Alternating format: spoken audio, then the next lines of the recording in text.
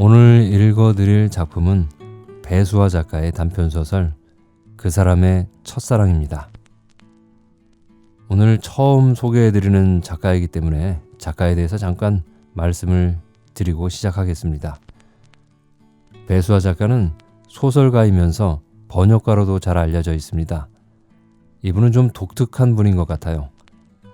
작가는 학창시절 국어 과목을 아주 싫어했다네요. 그런데 어느 날 20대 후반으로 접어들었다는 어떤 깨달음으로부터 갑자기 소설을 쓰게 됐다고 합니다. 뭔가 남기고 싶었던 것 같아요. 1993년 서점에서 단지 그 표지가 이쁘다는 이유로 우연히 집어든 문학 잡지인 소설과 사상에 1988년의 어두운 방을 내고 당선되면서 등단을 했습니다. 작가가 된 계기치고는 참 재미있는 이력이죠.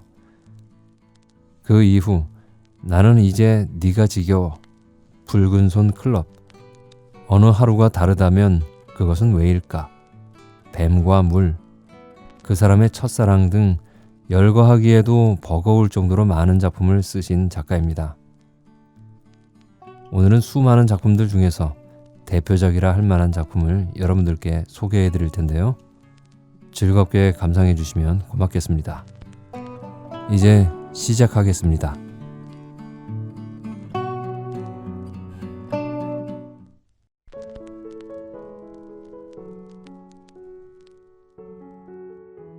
그 사람의 첫사랑.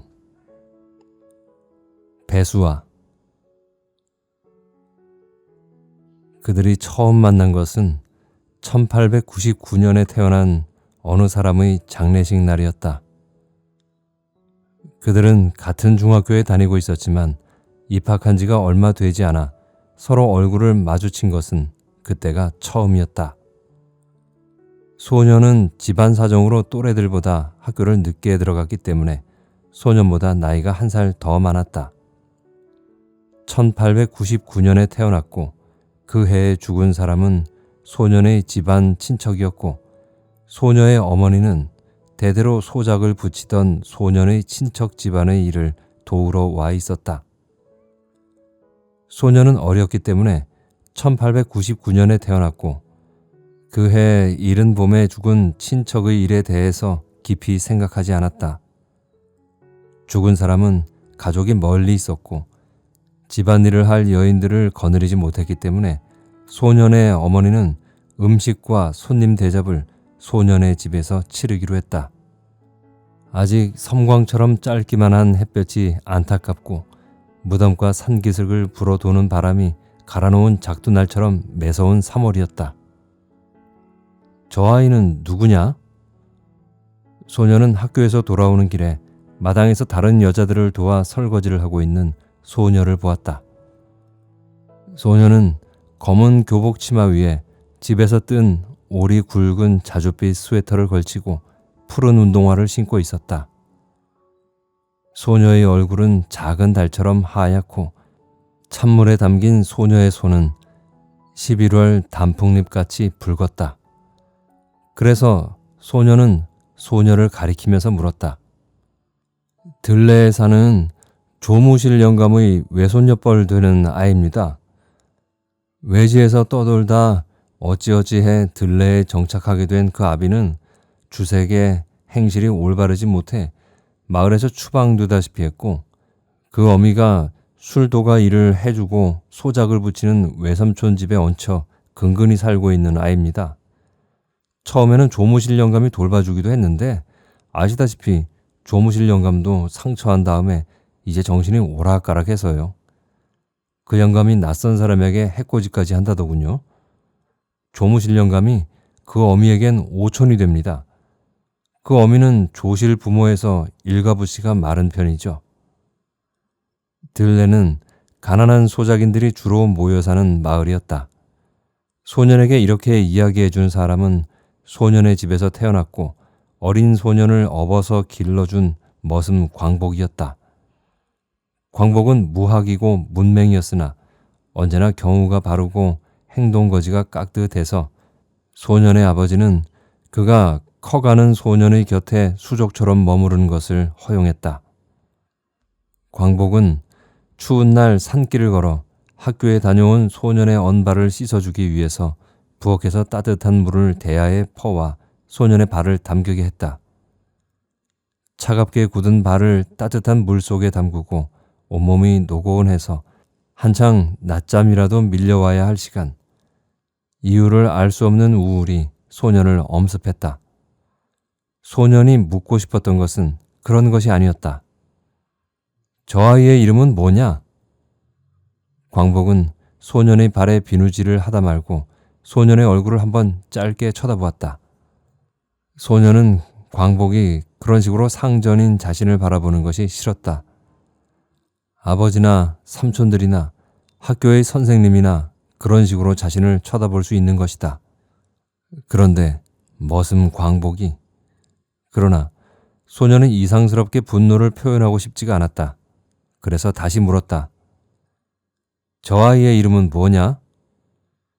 연이라고 합니다. 나이는 15살이고 도련님과 같은 학교를 다니고 있습니다. 광복이 말을 마치고 수건을 가져와 정성스럽게 소년의 발을 닦아줄 때까지 소년은 마루에 앉아 다른 생각에 잠겨 있었다. 상을 당했기 때문에 집안은 드나드는 사람이 많고 수선스러웠으나 소년의 공부방이 있는 뒷마당은 참새 한 마리 없이 조용했다. 언제나처럼 소년은 낮잠을 잤다. 소년이 잠들어 있는 사이 광복이 소년의 머리맡에 떡과 집에서 담근 조청과 과일을 놓아두고 갔다. 그 해에는 음력 3월추위가 유난했다. 이런 날 상을 당해 찬물에 끊임없이 손을 담가야 하는 여인네들의 손등은 실피가 맺히고 거북같이 갈라졌다. 낮잠을 자고 일어난 소년은 희미한 석양빛이 스며드는 마당으로 나가 눈길로 연희를 찾았다. 연희도 다른 여인네들도 보이지 않았다. 부엌 안에서 저녁을 준비하는 숙모의 목소리만 들릴 뿐이었다. 마당에는 상을 치른 뒷물건들을 태우기 위해 구덩이를 파놓았다. 학교에 처음 들어갔을 때 운동화를 신고 가죽 가방을 맨 아이는 마을에서 소년 하나뿐이었다.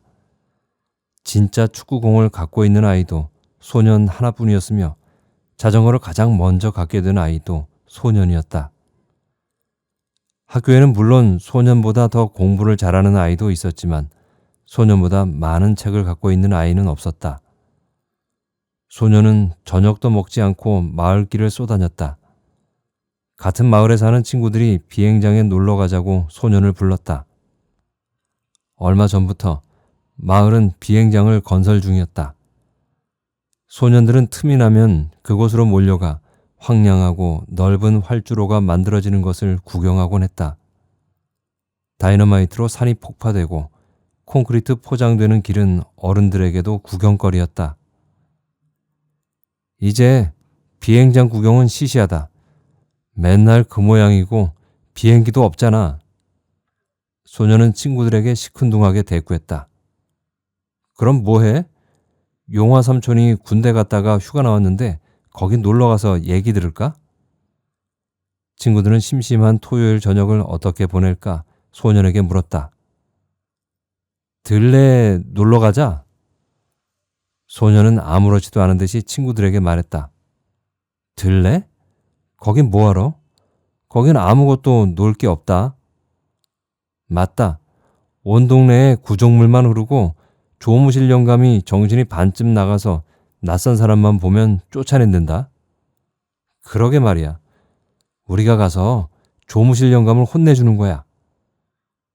소년의 말에 친구들은 호기심을 나타냈다. 내 말을 잘 들어봐. 소년은 친구들을 가까이 모으고 비밀을 일러주듯이 말했다. 오늘 낮에 문상하러 온 고모들한테 들었는데 말이야. 조무실 영감이 귀신이 들렸나 보대.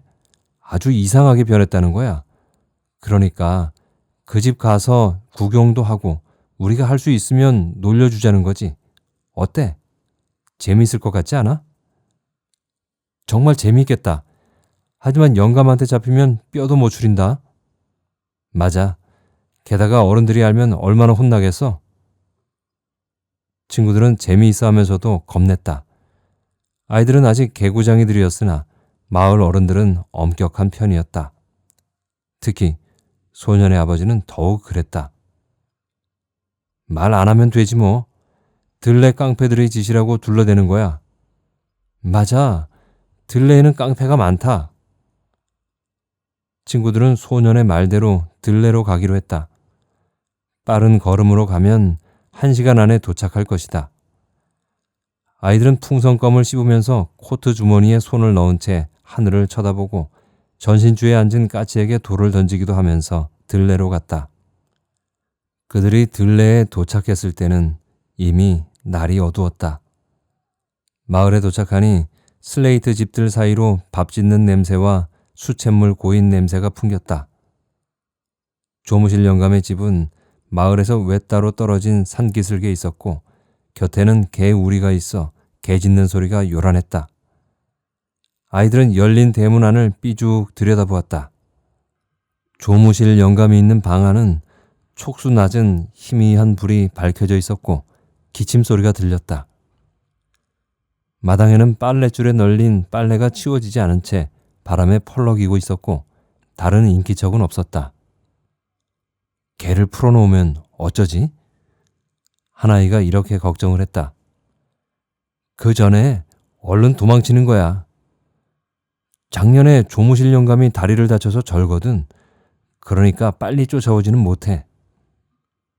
아이들은 개 우리를 향해서 돌을 던졌다. 우리 밖에 놓인 개 밥그릇에 돌이 맞아 요란한 소리가 났다.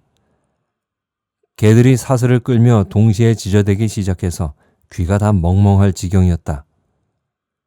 조무실 영감에게 특별한 유감이 있거나 미움이 있는 것은 아니었다. 아이들이 장난을 치기에 가장 만만한 어른이어서였을 것이다. 아이들은 막연한 두려움 따위는 사라져서 고개를 마주하고 키득키득 웃었다. 영감의 방문이 벌컥 열리고 가래 끓는 목소리가 들려왔다. 어떤 실업의 잡놈들이야? 노수의 재떨이가 마당으로 날아왔다. 영감이 핏발선 눈으로 기우뚱거리며 마당으로 내려서려고 하고 있었다. 어떤 연놈의 새끼들인지 잡히면 아구창 날아갈 줄 알아라. 야, 튀자. 소녀는 돌을 던지기를 멈추고 친구들에게 말했다. 아이들은 일어서서 달아나려고 했다. 아이들이 몸을 돌렸을 때 수채물이 질척거리는 어두운 길을 연희가 걸어오고 있었다. 할아버지에게 저녁거리를 가져다 주는 길이었나 보다. 그릇이 든 보자기를 양손으로 들고 있었다. 아마도 소년의 집에서 가져온 상갓집 음식인 듯 했다. 낮에 입고 있던 검은 교복 치마에 자줏빛 스웨터에 운동화. 시린 듯 빨갛게 튼 손. 소녀는 아주 짧은 순간 연희를 스쳐 지나갔다. 연희는 놀라서 아무 말도 못하고 있다가 달아나는 소년에게 부딪혀서 비틀거렸다. 빨리 뛰어! 나온다! 친구들 중의 누군가가 이렇게 외쳤다. 영감이 한쪽 발을 질질 끌면서 뭐라고 알아들을 수도 없는 말을 외쳐대면서 대문을 나서고 있었다. 아이들은 빨리 달렸다. 연희의 손에서 음식을 담은 보자기가 떨어졌다. 다급해진 친구들 중에 하나가 그것을 밟고 달아났다.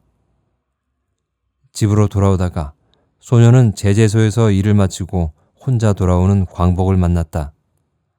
광복은 우쭐우쭐 걷고 있었다. 늦은 시간에 어디 갔다 오십니까? 친구들하고 놀다 왔어. 어디에서요? 비행장에. 비행장에요? 바람이 추웠을 텐데. 그렇다니까. 아버님이 하시면 걱정하시죠. 이제 중학생이니까 너무 놀지 말고 공부도 열심히 해야지요. 알았어. 도련님, 업어드릴까요? 싫어. 광복은 머슴이지만 소년의 집에서는 특별한 존재였다. 그는 처음에 소년의 아버지가 대구에 사는 먼 친척집에서 데리고 왔다. 그는 그 집의 개구멍바지로 들어온 존재였다. 소년의 아버지가 운영하는 제재소에서는 두 사람 몫을 하는 일꾼이고 굳은 일, 천한 일도 마다하지 않았다. 형제가 없는 소년은 어린 시절에는 광복을 형이나 막내 삼촌쯤으로 생각했던 적이 있었다. 그러나 조금씩 자라면서 소년은 광복이 어려워졌다. 광복은 머슴이고 그것은 종이나 하인배와 다름이 없다는 생각이 들었기 때문이다. 그렇다고 해서 다른 어른들이 그에게 하대하듯이 그렇게 대하기엔 소년은 광복과 너무 가까웠다. 광복이 만들어 주었던 유리가루를 입힌 그 수많은 연과 갓 태어난 송아지의 눈동자와 겨울밤의 눈 내리는 산길과 사과를 따라갔던 과수원. 그들은 같이 한 추억이 많았다. 그렇다고 그들이 동등한 친구가 되기에 광복은 이미 너무 어른이었다. 자존심이 강하고 감수성이 예민한 소년의 마음에 광복은 인정하기 싫고 불편하고 가슴 한편이 허허로운 어떤 존재가 되어가고 있었다. 아직 소년이 그 느낌을 정확히 인식하고 있지는 못했으나 살다 보면 많을 것이다.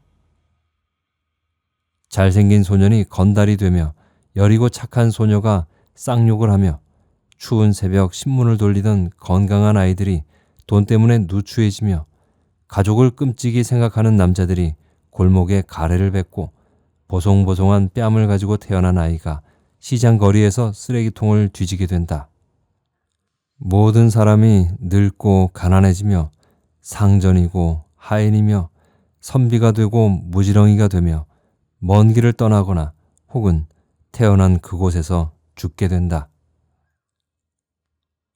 연희는 학교에서도 말이 없고 조용한 편이었다.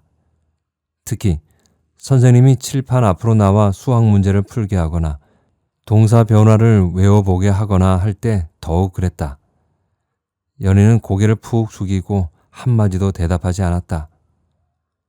숙제 검사를 하거나 시험 성적표를 나누어 줄 때도 마찬가지였다. 쉽게 말해서 연희는 열등생이었다. 성적은 중간 정도였으나 그 나이 또래의 명랑함이나 해맑음이 부족했다. 사람을 만나면 먼저 고개부터 숙이는 것이 습관이었다. 선생님들이나 친구들은 처음에 아무도 연희에게 특별한 관심을 가지지 않았다. 그러나 연희가 예쁜 얼굴을 하고 있었기 때문에 학년이 올라갈수록 연희에게 관심을 갖는 남자애들이 늘어났다. 소년의 친구들은 이제 여학생들을 기웃거리는 일에 관심을 갖게 되었다. 다른 친구들의 눈에 소년은 말수가 적고 내성적인 아이였다. 소년의 아버지는 소년을 앉혀놓고 말했다. 너는 우리 집안의 외아들이다.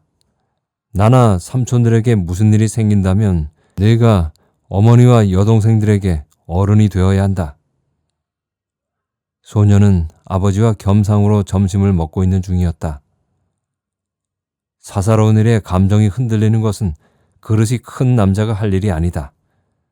나는 너에게 반드시 1등을 하라거나 대장이 되라고 말하는 것은 아니다. 작은 일에 얽매이지 말고 감정을 다스릴 줄 알아야 된다. 그런 것은 아녀자들에게나 허용되는 것이다. 이제 너도 어른이 아니냐? 소년은 밥을 먹다가 목이 메었다. 영순아, 오빠에게 물 안 가져다 주고 뭐하냐? 어머니가 딴전을 피우고 있는 여동생을 꾸짖었다. 아버지의 이런 선비연하는 가르침이 사춘기에 들어선 소년을 상당히 구속하고 있었는지도 모른다. 소년이 도시에서 비슷비슷한 환경의 이웃들과 함께 살았다면 좀 더 쉬웠을 수도 있다. 그러나 소년이 살고 있는 마을은 도시가 아니었고 인구 비율은 중장년과 노년층이 많았고 사람들은 대부분이 농경 인구였으며 대체로 그 부모에게서 배운 가난과 가르침에 순응하는 편이었다. 가부장적 사고가 모든 사람들의 삶을 지배하고 있는 그 마을에서 공교롭게도 소년은 왕자였다. 그래서 그는 다른 소년들과 달랐다. 모두가 원하고 있었고 그도 원하고 있는 일이었다. 그래서 소녀는 연희에게 끌리는 마음을 스스로 놀라고 부끄러워하였다.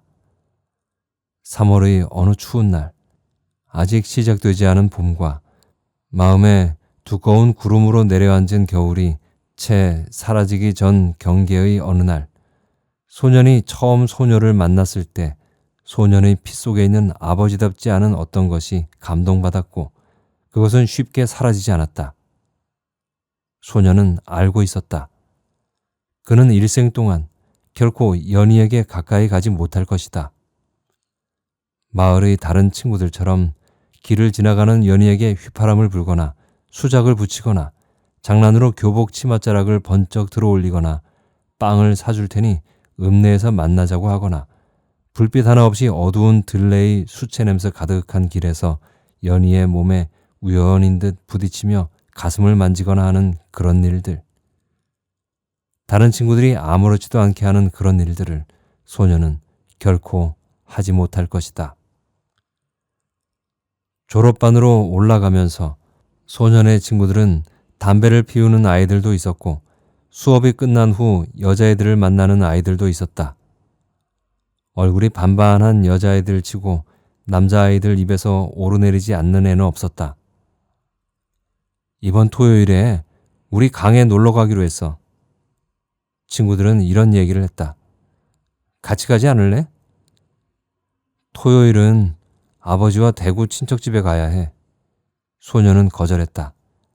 안 됐구나. 여자애들도 같이 가기로 했는데. 여자애들이라니? 우리 학교 애들이랑 시내에 사는 애들 몇 명, 정숙이, 연희, 혜경이, 뭐 이런 애들이야. 연희라고? 그래, 연희. 들레에 사는 천연희 말이니? 맞아. 너 걔 아니? 아니, 몰라. 그냥 걔네 집이 우리 친척의 소작을 붙여서. 소녀는 냉정하게 대꾸했다. 하긴 너 같은 공부벌레가 여자에게 관심이나 있겠냐? 소녀는 친구들의 입을 통해서 연희에 대해 듣는 일이 많아졌다. 남학생 교실의 아이들은 자기의 경험을 터무니없이 부풀리거나 상상했던 일을 지어내거나 남에게 들은 일을 과장해서 친구들에게 옮기곤 했다. 그런 얘기를 듣고 즐기는 아이들은 대부분이 평범하고 아직 어린 솜털이 볼에 채 가시지 않은 소년들이었다.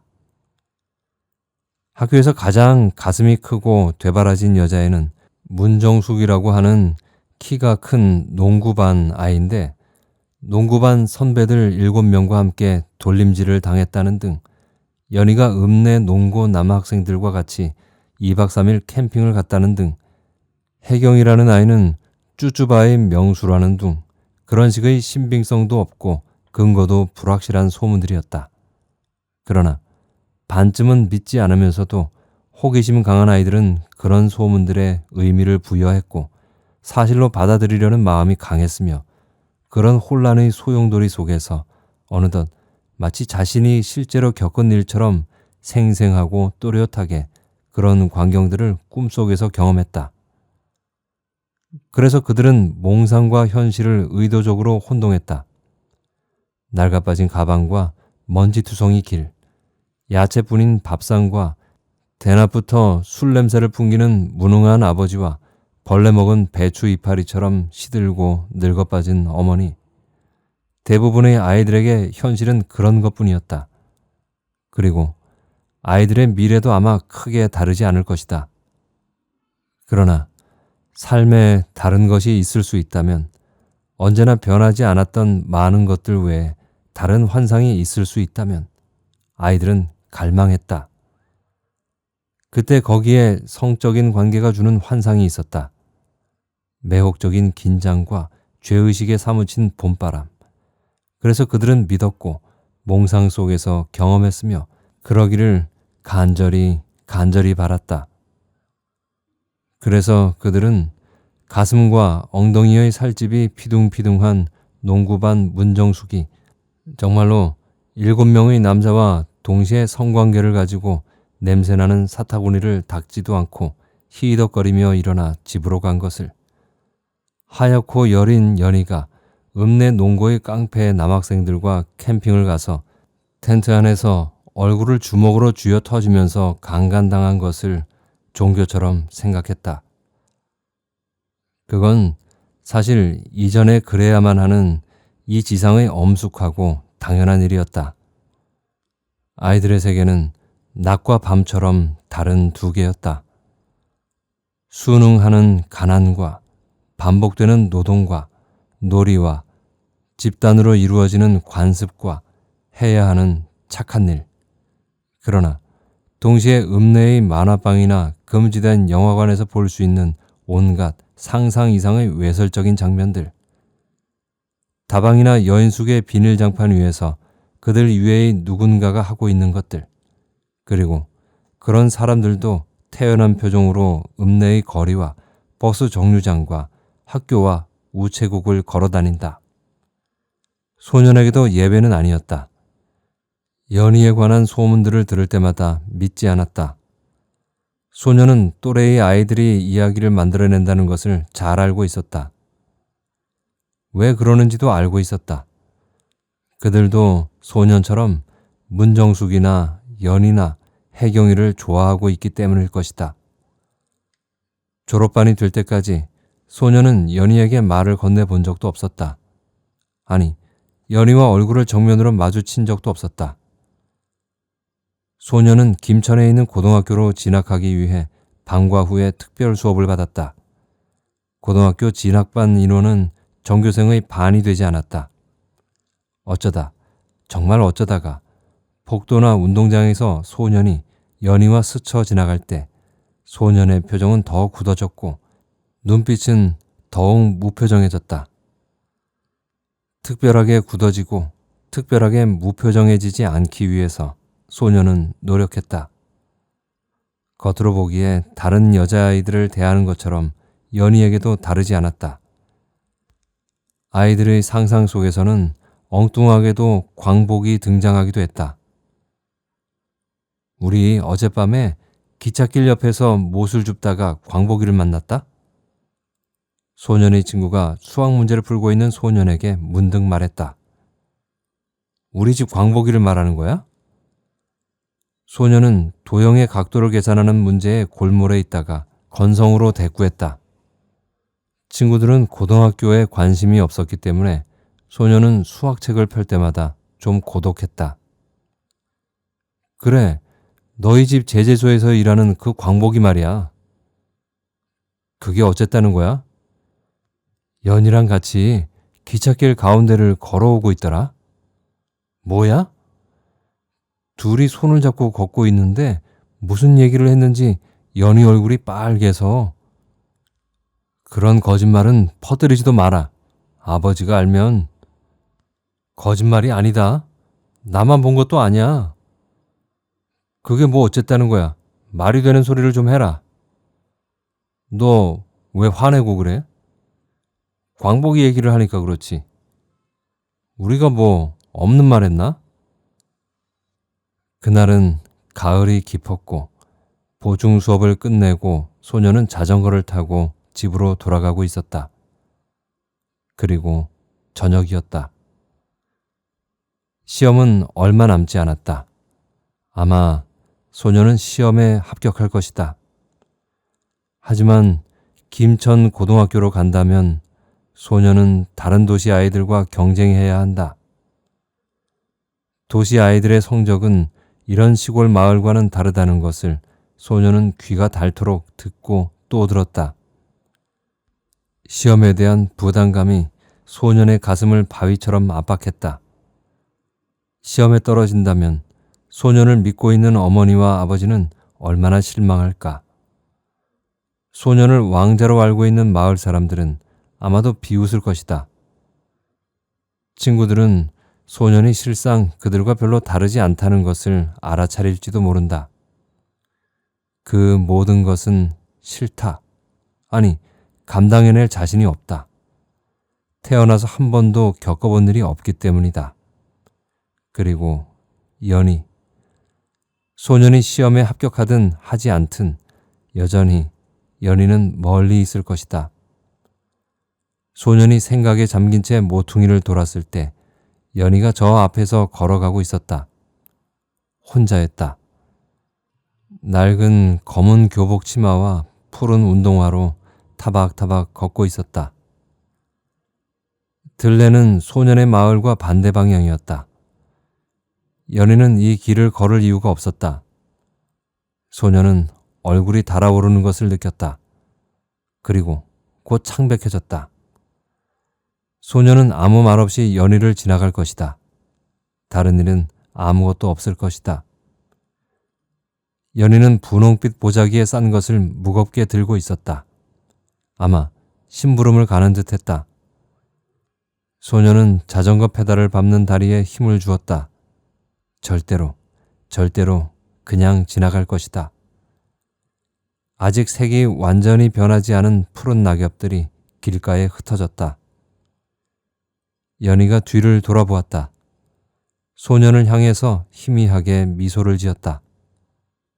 너 현리에 살지? 소년은 더욱 창백해진 채 고개를 끄덕이고 자전거를 멈추었다.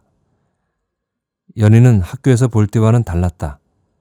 별로 주눅들지 않은 듯했고 뭔가를 두려워하는 듯이 왜소하게 어깨를 움츠리지도 않았다. 나도 엄마 심부름으로 현리에 간다. 그래서 어쩌란 말이야? 소년은 자전거를 멈춘 자신을 원망했다. 연희가 이렇게 말을 잘하리라고는 생각하지 못했던 일이었다. 아, 어쩌면 학교에서 친구들이 말하는 그 소문들이 다 정말일지도 모른다. 소년은 온몸이 꽁꽁 얼어붙은 듯이 근육 하나도 자연스럽게 움직여지지 않았다. 그래서? 소년은 짧게 대답했다. 연희는 소년의 차가운 말투에 놀란 듯이 입을 다물고 눈이 커졌다. 그리고 고개를 숙였다. 짐이 무거운데 자전거에 실어주지 않을래? 광복이 오빠에게 맡겨놓으면 내가 가져갈게. 연희의 마지막 목소리는 바람에 꺼지듯이 작게 나왔다. 소년이 화를 내고 있는 듯이 굳은 표정을 하고 있기 때문일 것이다. 광복이 오빠라고? 소년의 목소리가 크게 나왔다. 언제부터 우리 집 광복이가 내 오빠가? 난 그저... 가시나가 겁도 없이 길에서 남자에게 말이나 붙이고. 연희의 얼굴이 홍당무가 됐다. 당황해서 눈물이 흐를 듯이 연희의 눈가가 젖어왔다. 소년은 서둘러서 자전거 페달을 밟았다. 내가 왜 그런 말을 했을까? 소년은 연희를 만나는 꿈을 꾸었다. 이루어지지 않을 것을 알고는 있었으나 그래도 꿈꾸었다. 연희를 처음에 만나면, 그래서 연희와 눈을 마주보고 이야기를 하게 된다면 어떤 말을 해야 할까? 아무도 없는 곳에서 연희를 만나게 된다면, 아무도 듣지 않는 곳에서 연희와 이야기를 하게 된다면. 그런데 소년은 꿈꾸던 것을 아무것도 하지 못했다. 연희가 광복의 이름만 꺼내지 않았더라면 소년도 그렇게까지 하지 않았을 것이다. 소년은 후회했다. 가슴 아프게 후회하면서 더욱 빨리 달렸다. 그러는 게 아니었는데, 정말 하고 싶은 말은 그런 게 아니었는데. 소년의 야단을 듣고 붉은 복숭아처럼 색이 변하던 연희의 가느스름한 눈시울이 지워지지 않았다. 그러나 학교에서와 다른 연희의 자연스러운 태도가 소년에게 미묘한 배신감을 느끼게 했던 것일지도 모른다. 빗보장길의 움푹 팬 굴곡과 자갈길을 지나면서 소년의 몸은 자전거 위에서 사정없이 흔들렸다. 소년의 마음은 더욱 강하게 흔들렸다. 아, 어쩌면 학교에서 친구들이 말하는 그 소문들이 다 정말일지도 모른다.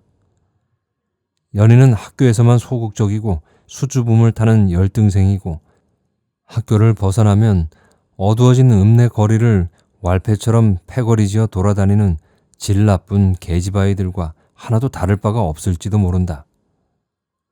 남자라면 농고의 깡패들이든 천한 머슴이든 가리지 않고 같이 빵집을 드나들 것이다. 소년의 가슴은 수천 개의 바늘로 찔리듯이 아팠다. 소년은 생각을 털어버리듯이 머리를 흔들었다. 번뇌에 빠져 있다는 것은 소년이 다른 사람들과 같다는 것을 의미했다. 대낮부터 술에 취하고 여자와 아이들을 때리고 글을 모르고 소년을 향해서 비굴하게 웃고 흙투성이가 되어 일하고 아무데서나 손가락으로 누런 코를 풀어대는 사람들, 그리고 그들의 자식들. 아녀자들이나 빠지는 생각이다. 소년이 시험에 합격하고 김천 고등학교로 떠나기 전 겨울에 광복이 결혼을 했다. 소년의 아버지는 광복을 결혼시키기 위해 그에게 제재소에서 가까운 집 한 채를 얻어주었다. 남의 집살이 하는 남자에게 누가 시집 오겠나? 너도 이제 보통 제재소 직원이니 하고 생각하고 살아라. 어려운 일이 있으면 말하고. 광복의 결혼은 어렵게 성사되었다. 시집 오겠다는 여자가 없어서가 아니라 광복이 그 여자들을 탐탁해 생각하지 않아서였다. 전 아직 결혼하지 않아도 됩니다. 그냥 여기서 살고 싶습니다. 광복은 입버릇처럼 혼처를 물리치면서 소년의 아버지에게 사정하다시피 했다. 넌 이제 27인데 뭐가 아직이냐? 학교도 안 다닌 내가 도시로 나가 공사판 일을 하겠냐? 장사를 하겠냐? 어차피 여기 정착해 살 거면 하루빨리 독립해서 살림을 놔야지. 30이 넘어도 남의 집살이를 하겠느냐? 그러니 이번에는 절대로 거역하지 마라. 소년의 아버지가 하도 추상 같아서 광복은 할 수 없이 선을 보아 일이 진행되었다. 광복과 결혼한 여자는 키가 땅딸막하고 얼굴이 마늘같이 갸름한데 소년의 외가 쪽으로 일가가 되는 사람이 소개를 해주었다. 여자는 대구에서 양장점 일을 했다고 한다. 아마 재봉사였을 것이다. 작은 몸집에 어울리지 않게 두껍고 투박한 여자의 손가락은 바늘구멍 투성이었다. 처음 소개를 받은 자리에서 여자는 광복이 마음에 들었다. 여자는 철들면서부터 재봉틀 앞을 떠나지 못했고 버스 종점 앞에 있던 그 양장점과 그곳을 기웃거리던 기름때 저른 남자들을 지겨워했다. 도시의 가장 변두리를 떠도는 그런 남자들은 영양실조로 얼굴이 누렇게 떠 있었으며 월급날이면 양장점의 재봉사들에게 돈가스를 사주겠다고 제의했다. 손때가 새까맣게 묻은 레스토랑의 벽은 음란한 낙서로 가득했고 돈가스는 기름투성이에다가 남자들의 바지 주머니에서는 동전이 절렁절렁 소리를 냈다. 베니어판으로 만든 레스토랑의 칸막이 저편에서는 다른 재봉사들이 킥킥 웃는 소리가 또렷이 들려왔고 바닥은 담배와 음식 찌꺼기로 더러웠다. 여자는 땅이 있는 곳으로 돌아가고 싶어 했다. 때가 찌든 손톱을 한 채 도시의 변두리를 기웃거리지 않는 남자가 있는 곳. 여자는 광복이 자기에게 무심히 대하거나 눈빛이 멀리 있거나 말없이 일만 하고 있는 것이 마음에 들었다. 도시 남자들은 여자에게 껄떡대니 도무지 참을 수 없었어. 이 남자는 워낙에 대범해서 도리어 자연스럽고 좋아. 광복은 묵묵히 열심히 일했다. 앞으로도 그럴 것이다. 여자는 광복을 위해서 밥을 짓고 옷을 깁고 재봉틀은 쓰지 않을 것이다. 아이를 낳고 그리고 광복을 대신해 글을 읽어줄 것이다. 여자는 남자답고 튼튼한 광복의 곁에서 오래오래 살 것이다. 소년의 아버지는 광복에게 얼마간의 땅과 집과 축사와 송아지 3마리를 주었다. 결혼을 한 광복은 이제 소년의 집 머슴이 아니었다. 거의 친척처럼 광복을 대했던 집안 사람들이 광복의 결혼식 날 소년의 집으로 와서 잔치에 참석했다. 그리고 그들은 찬바람이 부는 마당에 모닥불을 피워놓고 술을 마셨다. 머슴이자 제재소 일꾼의 결혼식을 마치 마을 원로의 회가변처럼 성대하게 치르고 가난한 친척들에게 보다 더 많은 살림을 떼어준 것에 대해서 은밀하게 불평하는 소리들이 없었던 것은 아니다. 그러나 나이 먹고 성격이 진득한 장년의 사내들이 촉새 빠른 그런 입방아들을 묵살했다. 치아라, 니들이 맨날 놀고 먹고 건들거릴 때 제재소를 위해서 광복이 얼마나 일했는지 아나? 술에 취하고 불만이 쌓인 어느 건달 하나가 없는 말을 만들어내서 다른 사람들의 분노를 산 경우도 있었다. 광복이가 왜 결혼 안 하려고 미적댔는지 압니까? 소장 문제 때문에 들레에 들락거리다가 조무실 영감 외손녀하고 눈이 맞은 기라요.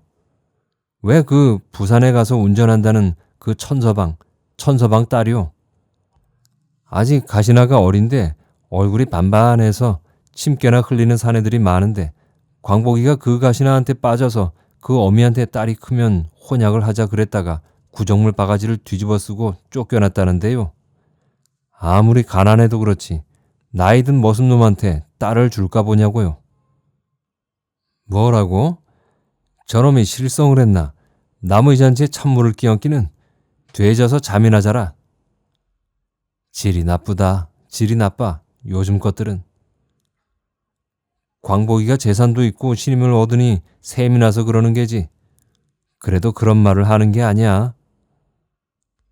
사람들이 자신의 말을 들은 척하지 않자 처음에 말을 꺼낸 건달은 점점 목소리가 커졌다.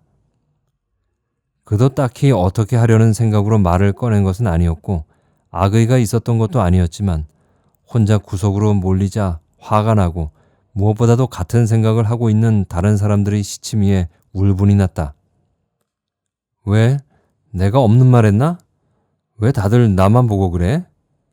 천서방 마누라한테 기웃거리기도 하고 그 딸내미한테 수작 붙인 놈들을 내가 다 아는데 그게 광복이놈 혼자도 아니고 내가 없는 말 지어내는 것도 아니고 왜 그리 나만 짐승 보듯 하노 말이다.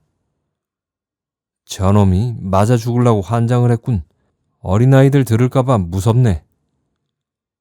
계속해서 주정을 해대던 건달은 결국 마을 청년들에게 끌려나가 더 이상 모범적인 사람들을 모욕하지 못할 정도로 두들겨 맞았다.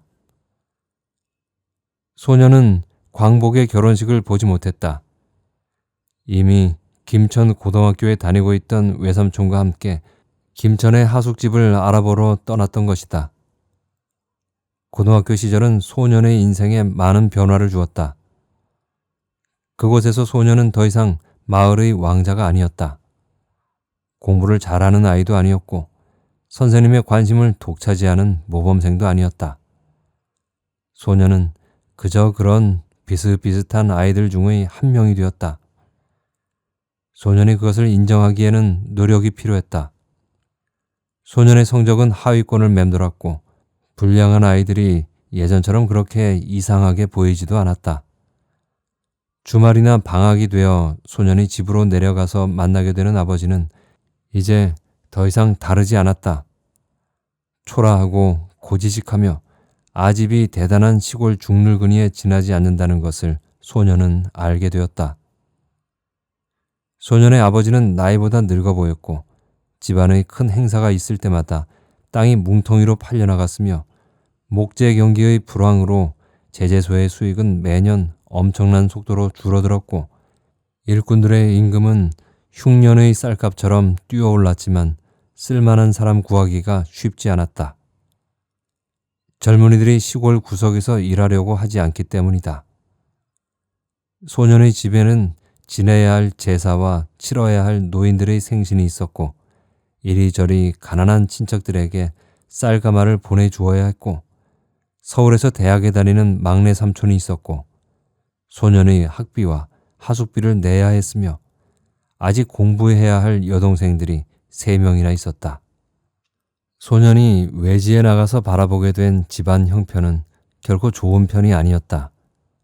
게다가 소가 파동이 일어나 소년의 집에서 기르던 수십 마리의 소를 사료값도 건지지 못하고 도살해야 할 형편이었다.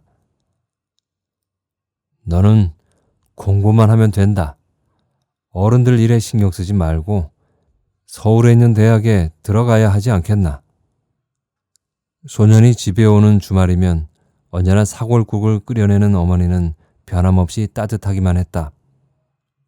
그러나 소년은 보았다. 도무지 화장한 것을 본 기억이 없는 어머니의 얼굴. 언제나 작업복 차림으로 대가족 집안일에 아침부터 밤까지 시달리고 노인들의 시중에 긴장을 완전히 풀지 못하고 살았던 어머니. 에나멜 칠을 한 적이 한 번도 없는 거친 손톱. 소년의 어머니는 그때 38살이었다. 마을에서 가장 큰 집에 살며 새끼 밥 걱정을 하지 않아도 되기에 그들은 언제나 여유 있는 삶을 누린다고 마을 사람들은 생각했었고 소년도 그렇게 받아들였다. 그러나 소년이 보았던 도시의 생활은 많이 달랐다. 김천 고등학교에는 대구에서 온 아이들도 있었고 아이들의 아버지들의 직업은 의사나 공무원, 학원 강사나 택시 운전수, 슈퍼마켓 주인이나 자영업자가 있었다. 그들 사이에서 소년은 시골에서 온 촌놈에 불과했다. 김천 고등학교에는 들레 출신의 1년 선배가 있었다. 들레 출신의 아이는 그곳 출신답게 가난한 소작인의 아들이고 아주 힘겹게 학교를 다니고 있었지만 그 반작용으로 뛰어난 우등생이었다. 소년의 성적이 신통치 않은 것을 야단치면서 소년의 담임이 꾸짖었다. 2학년의 학위 선배를 좀 봐라. 형편이 그렇게 어려워도 공부를 열심히 하잖니. 같은 마을 선배 보기에 부끄럽지도 않아? 학위 선배는 같은 마을 출신이 아닙니다. 우리 집은 현리고 학위 선배는 들레예요. 거기가 거기 아냐. 들레는 소작인 마을입니다. 학위 선배의 아버지는 우리 집의 소작인이었어요.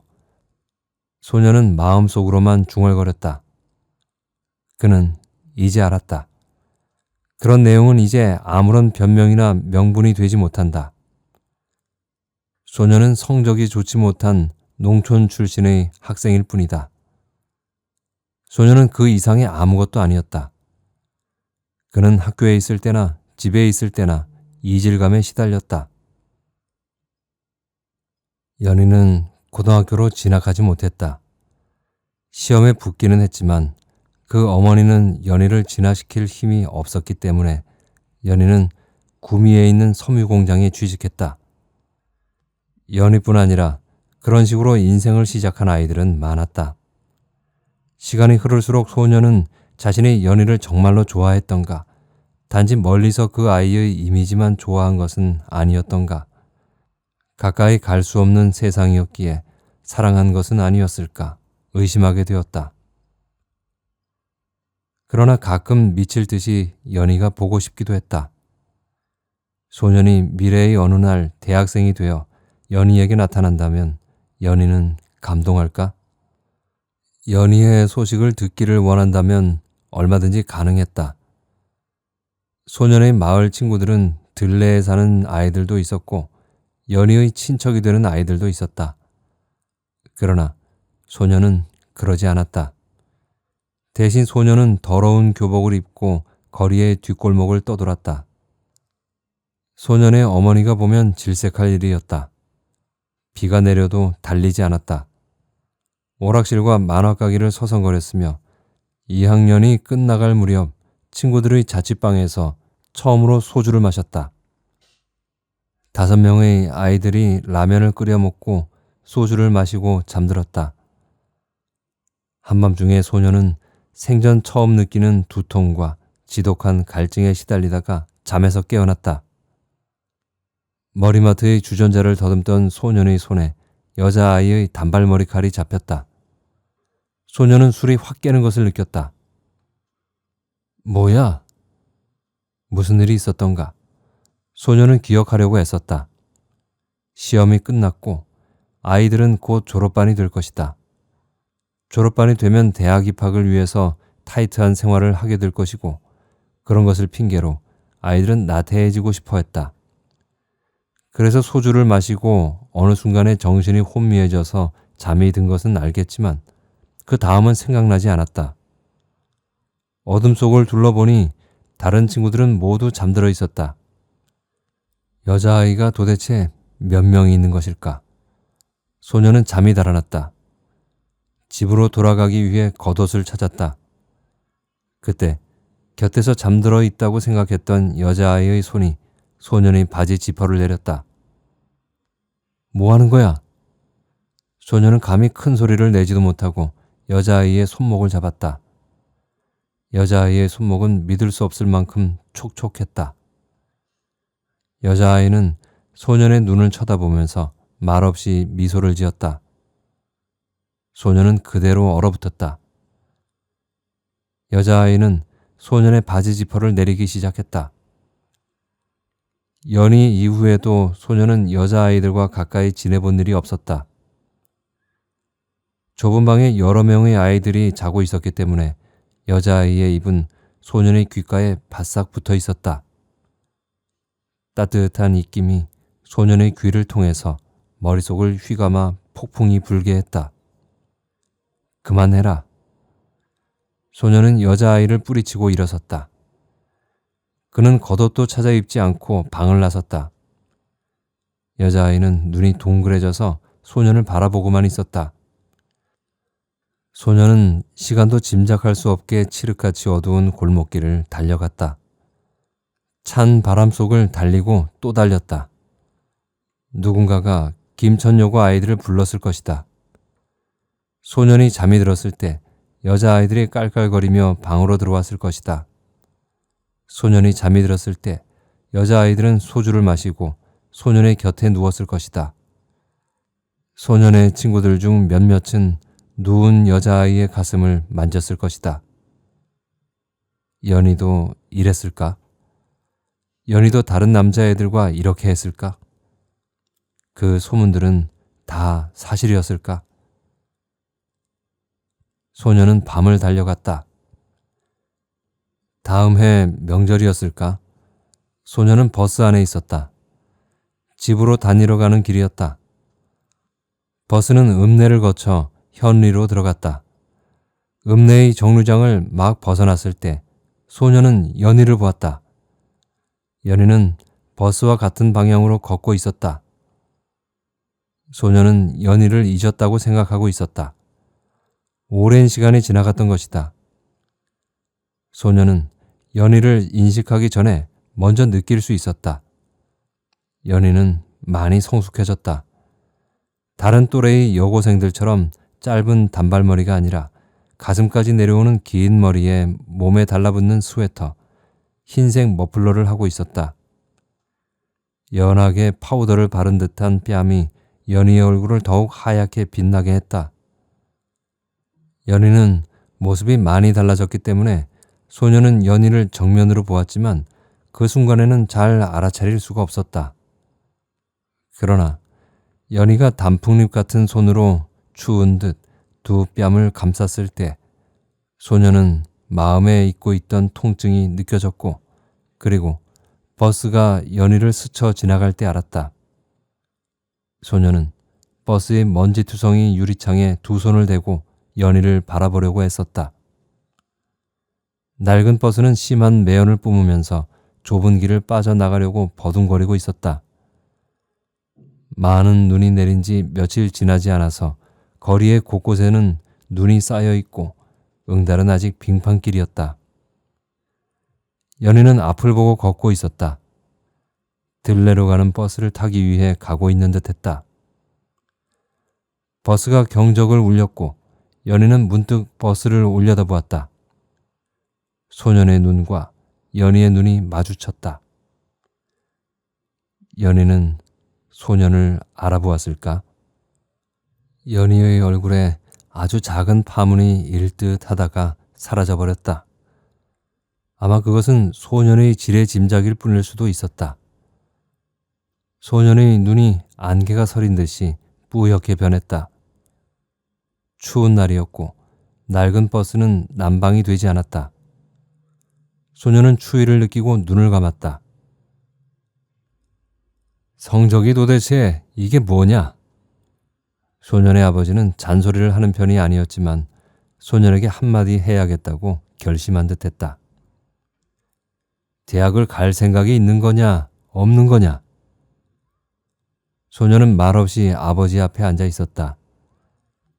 50살이 되지 않은 나이였지만 소년의 아버지는 흰머리가 반이 넘었고 간간히 기침을 했다. 기억해라. 너는 우리 집안의 기둥이다. 열심히 하겠습니다. 소년은 고개를 숙였다. 부엌에서 어머니가 끓이는 사골국 냄새가 구수했다. 광복이 아이를 낳아 소년을 보러 왔다. 광복은 방으로 들어오지 않고 마당에 서 있었다. 소년은 아버지의 방에서 나와 마당에 선 광복을 내려다보았다. 광복은 몰라보게 몸이 불었다. 세월의 덮개가 낀 누렇고 핏발이 선 눈동자였다. 도련님, 많이 자라셨군요. 반년마다 바지 밑단이 껑충해질 정도로 키가 큰 소년을 광복이 올려다보면서 작은 소리로 말했다. 광복은 낡은 혁대를 메고 있었는데 그 위로 뱃살이 밀려 올라갈 정도로 살이 쪘다. 깨끗한 셔츠를 찾아 입고 새 구두를 신었지만 광복에게는 늙어가는 시간이 숨겨지지 않았다. 머리카락 사이에서 톱밥이 석회처럼 고여 있었다. 광복은 다시 한번 더 작은 소리로 말했다. 도련님, 이제 자라서 대학생이 되겠군요. 소녀는 광복에게 뭐라고 말해야 할지 찾지 못하고 있다가 어물거렸다. 옛날처럼 아무렇지도 않게 하대를 할 수가 없었다. 소녀는 어색했고 나이에 어울리지 않게 짓물러버린 광복의 모습을 보기가 어색해서 그를 피하고 싶었다. 뒤돌아서는 소년의 모습을 광복은 오래오래 바라보고 서 있었다. 도련님, 이제 어른이시군요. 어른이 돼서 대학생이 되어 서울로 가겠군요. 그러면 이제 뭐든지 다 하시겠군요. 광복의 마지막 말은 쉬어나왔다. 마치 한숨과 같았다. 소녀는 걸음을 빨리 했다. 그러면 너는 왜 안 갔나? 뭘 바라고 여기 주저앉아 송아지와 집과 땅과 몰락해가는 시골 제재소의 노동자로 남았던가? 광복은 소년의 뒷모습을 놓치지 않으려는 듯이 바라보고 서 있었다. 소년의 고등학교 시절 마지막 1년은 비참했다. 소년은 당구장에서 패싸움을 하고 입술이 찢어지는 상처를 입었다. 왜 싸우게 되었는지 소년은 모른다. 그다지 알고 싶지도 않다. 김천여고 여자아이가 소년에게 편지를 보내왔다. 넌 나를 거부한 첫 번째 남자아이야. 내 자존심을 회복시켜주지 못하면 복수하겠어. 소년은 편지를 구겨버리고 방바닥에 벌렁 들어 누워 담배를 피웠다. 학교에 나가지 않은 지는 일주일이 되었다. 학교를 그만두고 검정고시를 볼 생각이었다. 학교는 싫었다. 학교는 이제 강목으로 당하는 린치 이상의 의미가 없었다. 비가 왔다. 소녀는 버스 정류장을 배회하다가 구미공단으로 가는 버스를 탄다. 들레에 사는 친구를 통해서 소녀는 연희의 연락처를 갖게 되었다. 모든 것이 무너져도 더럽혀지지 않은 페이지로 연희는 거기 있어야만 했다. 그리고 당연하게 연희는 아무것도 몰라야 했다. 소녀는 연희에게 아무것도 말하지 않았기 때문이다. 연희에게 소녀는 그냥 왕자로 남아있고 먼 서울로 가서 대학생이 될 존재일 것이고 마당에 서서 소년을 올려다보면서 작은 소리로 말할 것이다. 도련님, 이제 어른이시군요. 대학생이 돼서 이제 뭐든지 다 하시겠군요. 구미공단에 도착해서 소녀는 연희에게 전화를 했다. 연희는 오후 근무라서 한밤중에 일이 끝난다고 했다. 소녀는 연희의 근무가 끝나는 시간까지 연희의 집 근처 개천가에 앉아 있었다. 매캐한 바람이 불고 개들이 함부로 짖어대고 풀잎은 먼지에 젖어 있었다. 개천가를 따라서 공원들이 살고 있는 벌집같이 작은 방들이 다닥다닥 붙어있는 새집들이 늘어서 있었다. 소년을 만났을 때 연희는 놀라지 않았다. 너였니? 그냥 그렇게 말했다. 너였어? 그들은 포장마차에서 꼬치구이로 늦은 저녁을 먹었다. 난 다음 달에 공장을 그만두고 미용학원에 다니려고 해. 연희가 말했다. 그 다음에 그들은 별말 없이 개천가 길을 걸었다. 자전거가 지나가고 야채 썩는 냄새가 나는 밤이었다. 아이들이 비명을 지르면서 울고 크게 틀어놓은 텔레비전 소리와 개수대에서 그릇이 부딪히는 소리가 들려왔다. 그들은 손을 잡고 걸었다. 넌 학교 생활이 어때? 나는 그런 것들이 궁금해. 뭐 별거 없어. 선생들이 강목으로 아이들을 때리지. 맞을 때는 기분이 어떠니? 나쁜 일을 해서 맞는 거니까 당연하다고 생각하지. 소녀는 쿡쿡 웃었다. 연희도 따라서 미소 지었다. 늦었다. 우리 집에 가지 않을래? 아득한 뒷날 어느 때에 누군가가 소년에게 묻는다. 그때 우리는 참 아름다웠다. 그때는 몰랐으나 왜 그때는 아무것도 몰랐을까? 이제는 다시 돌아가려 해도 그 시간은 지상의 어느 곳에도 없다. 없다. 그렇지? 그렇지? 그들이 처음 입술을 마주했을 때 연희의 입술에서는 많은 침이 흘러내렸다. 소녀는 그것을 의식했다. 그러지 않으려고 노력했으나 멈출 수 없었다. 소녀는 침을 뱉고 싶었다. 연희의 팔이 소년의 머리를 감싸고 연희의 단풍잎 같은 그 변하지 않은 손이 소년의 얼굴을 감쌌다.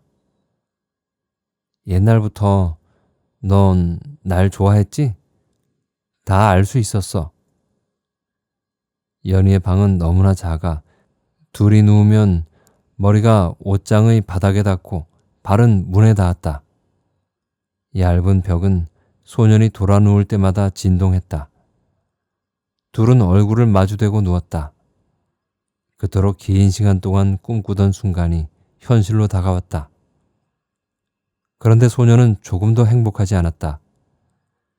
연희가 불을 끄고 소년을 향해 돌아 누운 그 순간부터 소년은 어쩌면 후회하고 있었다. 소년은 이를 악물고 연희의 얼굴을 외면했다. 소년의 등과 이마에서 땀이 흘러내렸다. 연희가 하하 숨을 내쉬고 있었다. 그들은 교접했다. 연희의 몸에서는 냄새가 많이 났다. 소년은 한 손을 뻗어 창문을 열려고 했으나 실패했다. 옆방에서 잠명종 소리가 요란하게 울렸다. 가까운 곳에서 공장의 사이렌이 울리고 있었다. 마치 전쟁이 난 것 같았다. 오전팀 공원들이 일하러 가야 할 시간이 된 것이다. 연희가 수건에 물을 적셔 가지고 와 소년의 몸을 닦아주었다. 그들은 그리고 한동안 말없이 누워 있었다. 미안해. 연희가 소년의 손가락을 만지면서 말했다. 미안해. 처녀가 아니어서. 소년은 벌떡 일어나 창문을 열고 참았던 침을 뱉었다. 왜 이렇게 더러운 기분이 드는지 알 수가 없다. 왜? 처음은 누구나 다 이런 것인가? 너 이제 다시는 오지 않을 거지? 연희가 물었다. 소녀는 대답하지 않았다. 소녀는 자신에게서 무엇인가 빠져나가는 느낌을 받았다. 몽환에 가득 찬 고전주의가, 창가에 놓인 꽃과 과일의 정물이, 전쟁 이전에 찍은 듯한 희미한 사진들이, 책에 없는 이야기들이. 왜 그렇게 생각하지? 소녀는 연희를 쳐다보지 않고 물었다. 왜냐하면 부잣집 남자아이들은 다 그러니까. 연희의 목소리는 담담했다. 그러나 그 담담함은 1분을 채 가지 못했다. 소녀는 연희의 표정이 일그러지는 것을 아주 가까이서 볼 수 있었다. 연희는 두 손을 눈에 가져다 대고 눈물 없이 울었다. 난 이제 어떻게 해? 집으로 돌아가는 버스 안에 소녀는 있었다. 한가한 시간이었고 버스는 빠르게 달렸다. 소녀는 이제 집으로 돌아가고 학교로 돌아가 사흘 정도를 화장실에서 대걸레와 강목으로 두들겨 맞은 다음에 교실에 들어갈 수 있을 것이다. 가을은 쓸쓸하겠지만 소녀는 더 쓸쓸할 것이다. 소녀는 다시 아버지의 자랑스러운 아들이 될 수도 있을 것이다. 사랑은 버스보다 더 빠른 속도로 식어갔지만 그는 결정적인 것을 상실하지는 않았다. 그래서 그는 불행했으나 다른 사람은 아무도 그것을 모른다.